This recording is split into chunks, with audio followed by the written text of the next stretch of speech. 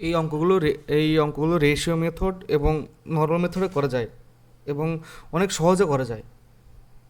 যদি দেখা যায় 20% হারে দাম হ্রাস করায় একজন খেতে 160 টাকায় 2.5 কেজি চিনি বেশি পায়। এই 2.5 কেজি চিনি উনি বেশি পাচ্ছেন কেন? 160 টাকার উপরে 20% কমে গিয়েছে, তাই না? তার উপরে 160 টাকা যে দাম ছিল, 160 টাকার 20% কত? 32 টাকা।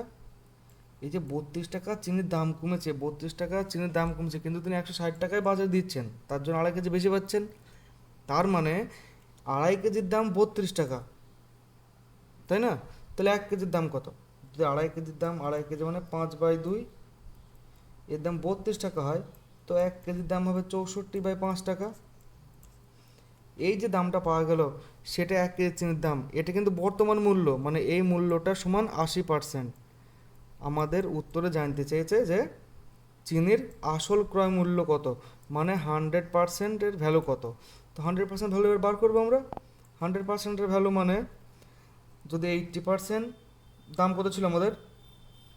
64/5, 64/5, যেটা বার করবো সেটা উপরে, বৃদ্ধি বা হ্রাসপ্রাপ্ত দামটা নিচে।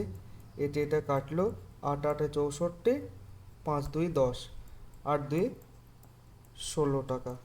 এইটা আমাদের চিনির প্রকৃত দাম। অপশন এ সঠিক উত্তর।